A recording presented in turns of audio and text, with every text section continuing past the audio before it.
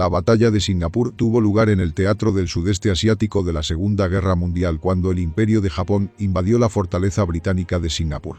Los enfrentamientos en Singapur se extendieron del 7 al 15 de febrero de 1942. Esta causó la caída de Singapur, la principal base militar británica en el sudeste de Asia, ante los japoneses, y fue la rendición más grande de los militares británicos de la historia.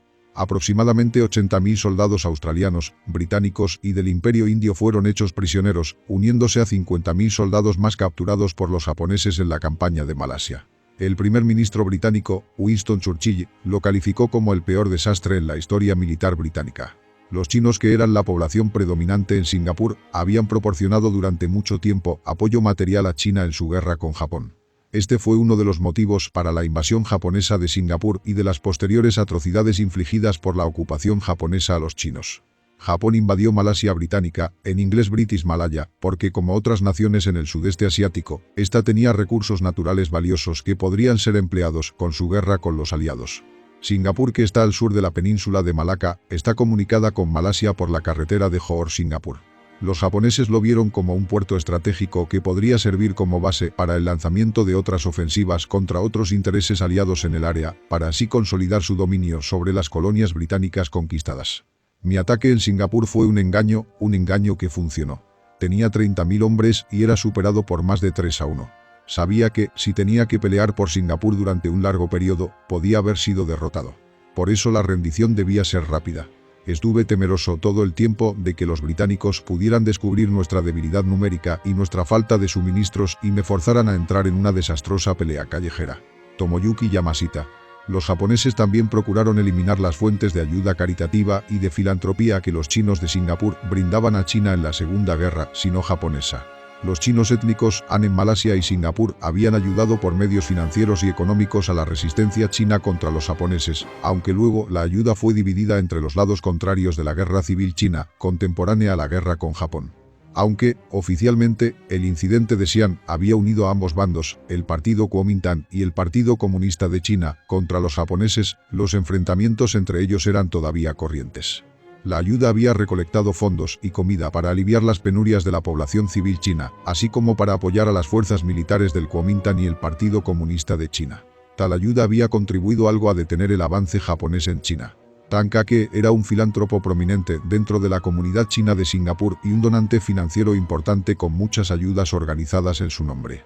La ayuda a China de la población de Singapur en sus variadas formas fue en parte la motivación del Imperio de Japón para atacar Singapur por Malaya. El 25 ejército japonés invadió Malasia mediante un asalto anfibio lanzado desde Indochina el 8 de diciembre de 1941. Este fue prácticamente simultáneo con el ataque japonés contra Pearl Harbor, cuyo objetivo era desalentar a los Estados Unidos a intervenir en el sudeste de Asia. Tailandia fue invadida al mismo tiempo por Japón, pero después de una breve lucha fronteriza, el gobierno tailandés permitió que los japoneses usaran las bases militares tailandesas para invadir otras naciones en el sudeste de Asia, y luego permitió el paso de tropas por Tailandia desde Indochina a Malasia. Por entonces, los japoneses comenzaron el bombardeo sistemático de las áreas estratégicas de Singapur, aunque el fuego antiaéreo evitó que la mayor parte de los bombarderos japoneses devastaran la isla. Las numerosas incursiones dejaron sin municiones a las baterías antiaéreas. El tercer cuerpo de ejército indio y varios batallones del ejército británico contuvieron al ejército japonés en el norte de Malasia. Aunque el 25 ejército japonés era superado en número por las fuerzas aliadas estacionadas en la península, los comandantes japoneses concentraron sus fuerzas correctamente. Además, los atacantes contaban con apoyo aéreo cercano, mejor armamento, coordinación, táctica y más experiencia, ya que muchas tropas provenían del teatro chino. Aunque el servicio aéreo del ejército imperial japonés disponía de menos aviones, los cazas eran superiores a los del enemigo, sobre todo el Mitsubishi A6M0, y esto ayudó a los japoneses a ganar la superioridad aérea. Los aliados no tenían tanques, factor que les colocó en una severa desventaja. Los acorazados ACMS Prince of Wales y HMS Repulse, junto con 4 destructores, formando la Fuerza Z, se acercaron al norte de Malasia antes de que los japoneses comenzaran sus incursiones aéreas. Inicialmente, no se pensaba enviar a esta fuerza naval al combate, ya que al considerársela una flota difícil de hundir, serviría como un arma disuasiva contra los japoneses, que se verían forzados a interrumpir los desembarcos. No obstante, los aviones japoneses hundieron a los 2 principales navíos en la batalla del Golfo de Siam, dejando la costa oriental de Malasia expuesta. Esto permitió que las tropas niponas continuasen sus desembarcos anfibios con tranquilidad. Las fuerzas japonesas aislaron rápidamente a las unidades indias que defendían la costa, las rodearon y forzaron rendiciones masivas. Luego avanzaron hacia la península malaya, aplastando la poco coordinada defensa, a pesar de la inferioridad numérica. Los japoneses también usaron las bicicletas y tanques ligeros para transportar a su infantería, lo que significó el movimiento rápido de sus fuerzas por la selva. Después de que otras unidades aliadas, incluida la 8ª División Australiana, se unieran a la campaña, los japoneses impidieron que se reagruparan, invadiendo las ciudades y luego avanzaron hacia Singapur. La ciudad era como un ancla para las operaciones del Comando Australiano Holandés Británico-Estadounidense, ADACOM, el primer comando conjunto aliado de la Segunda Guerra Mundial, que demostraría ser completamente ineficaz. El 31 de enero las últimas fuerzas aliadas dejaron Malasia y los ingenieros aliados detonaron los puentes que cruzaban el estrecho de Johor. Esto no significó nada, ya que infiltrados japoneses muchos disfrazados como civiles de Singapur cruzaron después los estrechos de Johor en botes inflables. El comandante aliado, el teniente general Arthur Percival, tenía 85.000 soldados en 4 divisiones.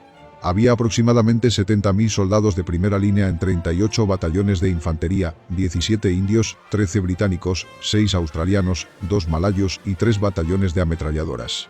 La 18 División de Infantería Británica, recién llegada bajo el mando del mayor general Merton Beckwith Smith, estaba completa, pero carecía de experiencia y formación. La mayor parte de las otras unidades no contaban con suficientes efectivos a consecuencia de la campaña del continente. Los batallones locales tampoco poseían experiencia y en algunos casos ninguna formación en combate. Percival encomendó a las 2 brigadas del mayor general Gordon Bennett, de la 8ª División Australiana, la responsabilidad del sector occidental de la isla, incluyendo los puntos de invasión principales al noroeste de la misma. Este era un pantano de manglares rodeado por la selva, interrumpido por ríos y arroyos. La 22 Brigada se tuvo que hacer cargo de la defensa de un amplio sector de 16 kilómetros de ancho en el oeste, y la 27 Brigada era responsable de una zona de 3.650 metros de longitud en el norte. Las posiciones de infantería fueron reforzadas por el 2º del 4º Regimiento de Ametralladoras australiano, recientemente llegado. También bajo las órdenes de Bennett estaba la 44 Brigada de Infantería India.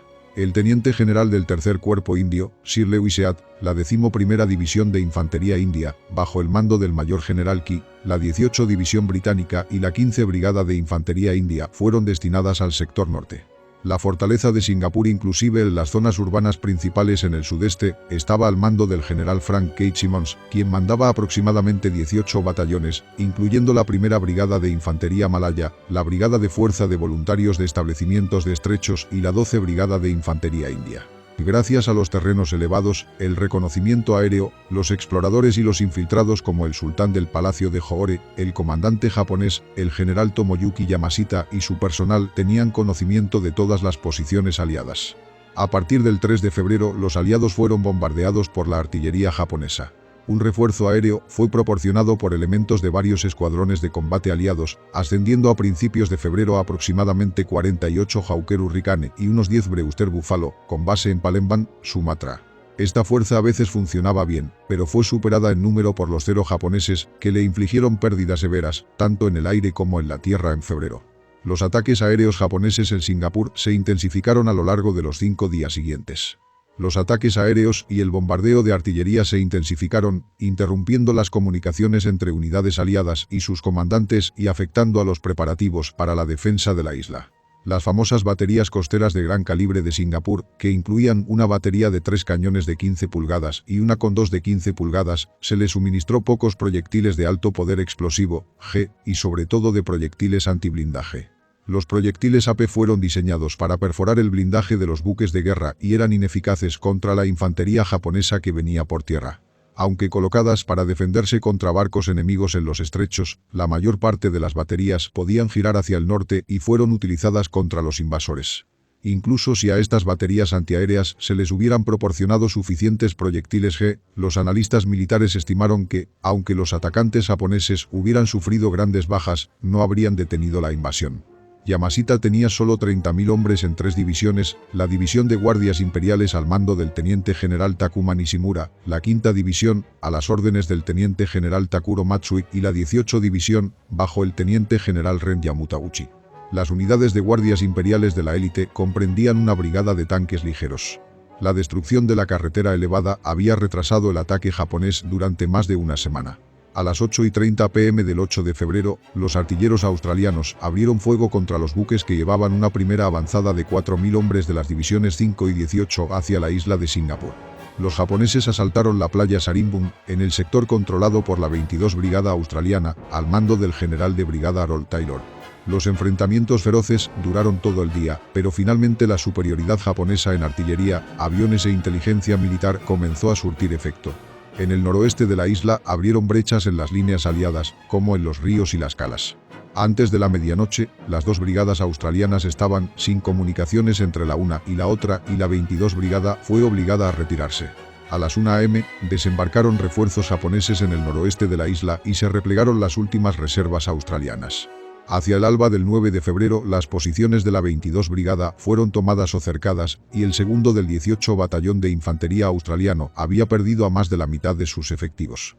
El 8 de febrero también se dieron numerosos combates aéreos sobre la playa Sarimbun y otras áreas occidentales de la isla.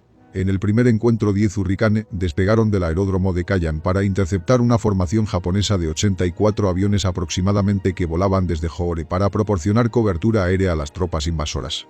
En dos combates los Hurricane derribaron 6 aviones japoneses, con la pérdida de uno propio, por lo que volaron de vuelta a Kayan a mitad de la batalla, para reponerse apresuradamente de combustible y regresar al combate. Los combates aéreos continuaron sobre la isla el resto del día y antes del anochecer los escuadrones aliados habían sufrido pérdidas notables. Kayan fue intensamente bombardeado por la aviación y la artillería, por lo que dejó de servir como base aérea. Los Hurricane restantes y los Buffalo fueron retirados a Palembang, Sumatra. Ningún avión aliado fue visto otra vez sobre Singapur y los japoneses ahora tenían el control completo de los cielos. El segundo día, Percival seguía creyendo que los desembarcos adicionales ocurrirían en el nordeste y no reforzó a la 22 Brigada. Durante el 9 de febrero los desembarcos japoneses se produjeron en el sudoeste, donde encontraron la 44 Brigada India, lo cual obligó a que las unidades aliadas se retiraran al este.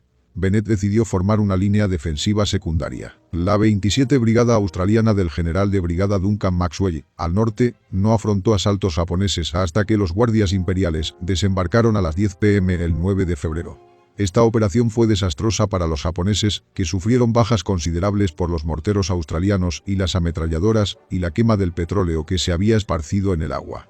Un reducido número de guardias alcanzó la orilla y formó una cabeza de playa pequeña. El orden y los problemas de control causaron grietas en la defensa aliada. Maxwell era consciente de que la 22 Brigada estaba bajo una presión creciente, pero era incapaz de ponerse en contacto con Taylor y advertirle del envolvimiento. A pesar del éxito de su brigada y en contravención a las órdenes de Bennett, Maxwell ordenó que se retirara de Kranji en el norte. Los aliados perdieron así Kranji Huron, crucial para la defensa, traspasando el lado occidental de la isla, así como las playas que lindaban con la carretera elevada. La apertura en Kranji hizo posible que los guardias imperiales pasaran en tanques y avanzaran rápidamente al sur, evitando a la 18 División Británica. Sin embargo, las unidades blindadas japonesas desaprovecharon una oportunidad de avanzar hacia el corazón de la ciudad de Singapur. El 11 de febrero, sabiendo que las provisiones japonesas eran peligrosamente bajas, Yamashita decidió ir al grano y pidió a Percival que dejara esta resistencia sin sentido y desesperada. En este momento, la fuerza de combate de la 22 Brigada, que había sufrido todo el peso de los ataques japoneses, había sido reducida a unos 100 hombres. Los japoneses habían capturado Bukit Timah después de una batalla aérea y se habían apoderado de la mayor parte de las municiones aliadas, del combustible y de los principales abastecimientos de agua. Al día siguiente, las líneas aliadas se instalaron alrededor de una pequeña área en el sudeste de la isla determinadas a rechazar los asaltos japoneses. La Brigada de Infantería Malaya también participó. Un pelotón malayo de 42 soldados, dirigido por el teniente Adnan bin Saidi, resistió a los japoneses durante 2 días en la batalla de Pasir Panjang. Su unidad defendió Bukit Chandu, una zona que incluía uno de los principales almacenes de municiones de los aliados. El teniente Adnan fue ejecutado por los japoneses después de que su unidad fuera hecho prisionera. El 13 de febrero los aliados seguían perdiendo terreno, por lo que los oficiales de alta graduación aconsejaron a Percival que se rindiera, con el fin de reducir al mínimo las bajas civiles. Percival rechazó esta propuesta. Aquel mismo día, la policía militar ejecutó a un traidor británico condenado, el capitán Patrick Enan, que había sido un oficial de enlace aéreo con el ejército indio. A Enan le fusilaron en el puerto de Keppel, en el lado sur de Singapur, y su cuerpo fue lanzado al mar. La inteligencia militar japonesa había reclutado a Henan antes de la guerra, y él usó una radio para asistirles en la ubicación de los aeródromos aliados en el norte de Malasia. Había sido detenido el 10 de diciembre y llevado a la corte marcial a fines de enero. Al día siguiente, las restantes unidades aliadas continuaron luchando. Los civiles sumaban casi 1 millón de personas y se habían refugiado en el área ahora sostenida por los aliados. Los bombardeos y el fuego de artillería se intensificaron. Las autoridades civiles comenzaron a temer que el abastecimiento de agua se acabara. Aproximadamente a la 1 p.m. del 14 de febrero, soldados japoneses se acercaron a los barracones del Hospital Alexandra. Nadie les ofreció resistencia en el edificio. Sin embargo, los japoneses insistieron en que tropas indias les habían disparado desde el hospital y en represalia atacaron con bayonetas a oficiales médicos, ordenanzas y a algunos pacientes, incluso a un cabo que yacía sobre la mesa de operaciones. Al día siguiente, obligaron a unos 200 empleados y pacientes, muchos de ellos incapaces de andar, que caminaran 400 metros hasta un bungalow, donde estuvieron hasta marzo. Unos fueron llevados y algunos que se cayeron en el camino fueron rematados con bayonetas. Los hombres fueron hacinados en una serie de pequeños cuartos mal ventilados y estuvieron encerrados toda la noche, sin agua. Algunos murieron durante la noche a consecuencia de este tratamiento. A la mañana siguiente, se ordenó a los demás prisioneros que formaran en fila y les fusilaron. Por consiguiente, varios oficiales japoneses fueron acusados más tarde por crímenes de guerra. Antes de la mañana del Año Nuevo Chino el 15 de febrero, los japoneses se habían abierto camino a través de la última línea de defensa y entre los aliados comenzaron a escasear la comida y algunas clases de municiones. Los cañones antiaéreos también se habían quedado sin munición y eran incapaces de repeler los ataques aéreos japoneses que causaban bajas en el centro de la ciudad.